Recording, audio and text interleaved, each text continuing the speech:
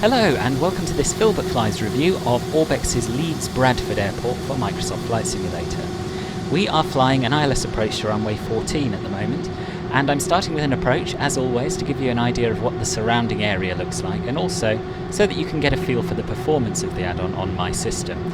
So I have an i7-8700K processor with 32GB of RAM and a 1080 Ti graphics card.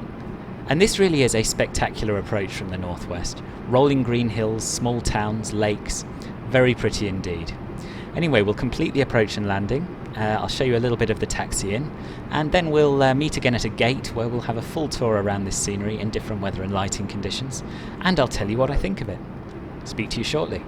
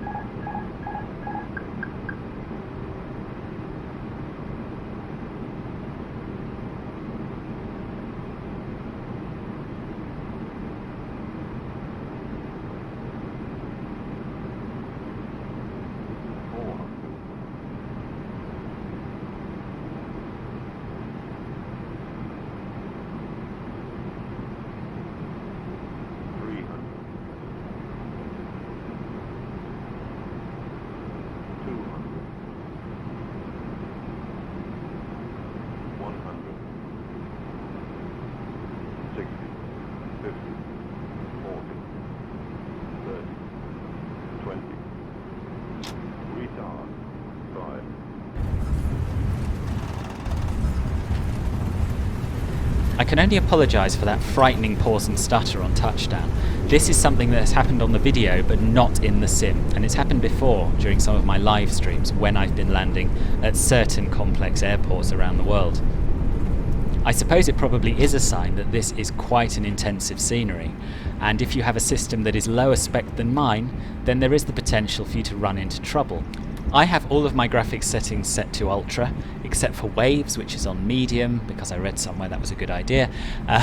But yes, once again, I do reassure you that in the sim, the approach and landing was very smooth without any stuttering whatsoever.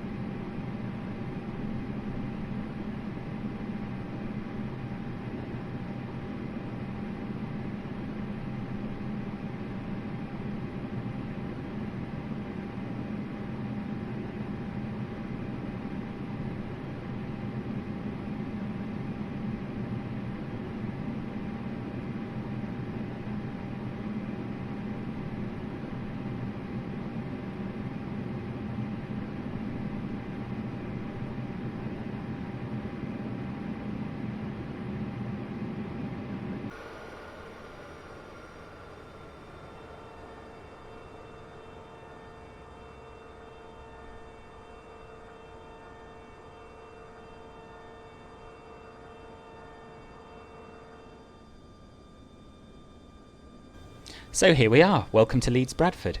We're parked up on stand 7, which interestingly is one of only 2 at the airport to feature jetways. You'll have noticed that the jetway connected to our aircraft pretty well, and that is because it's a default Microsoft Flight Simulator jetway. Now, I don't have a problem with this. I think there's pros and cons. Custom models obviously look better, more like the real thing, but the default ones seem to work better with the SDK and the state it's in at the moment. Let's take a look at the terminal building. Seems to be very nicely modelled indeed. You'll notice we don't have any transparent glass in the windows, and if you've watched my previous reviews, you'll know that I'm not really particularly fussed by this.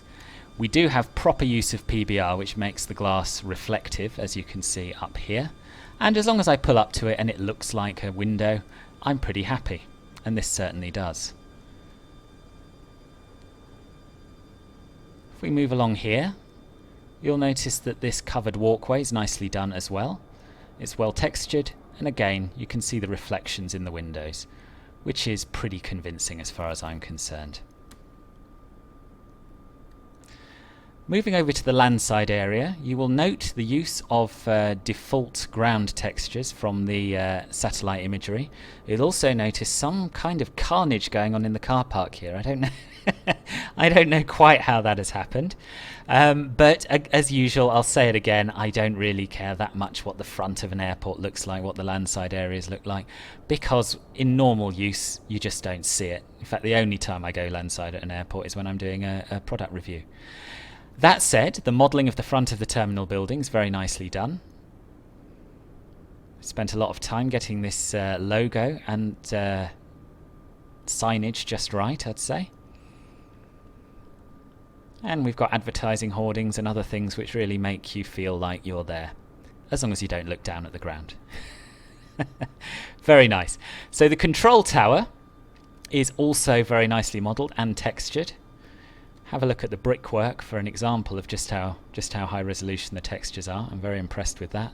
And I'm also very impressed with things like these rust patches on the steel platform just outside the tower. So far so good.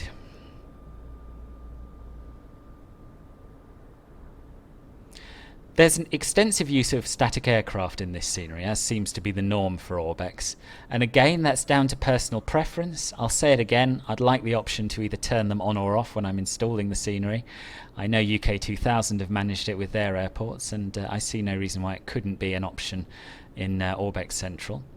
But again, some people will love it, and personally I would like a few static aircraft, but probably half the number there are at the moment, at least until such time as we get decent AI traffic, when I'd like to be able to turn them off. Let's have a look at the ground texturing. Absolutely nothing to complain about here. Very high resolution, nicely textured, lumps and bumps all over the place. And I like the colouring of the taxiway centre lines as well. Not too bright, not too faded. They look quite convincing to me.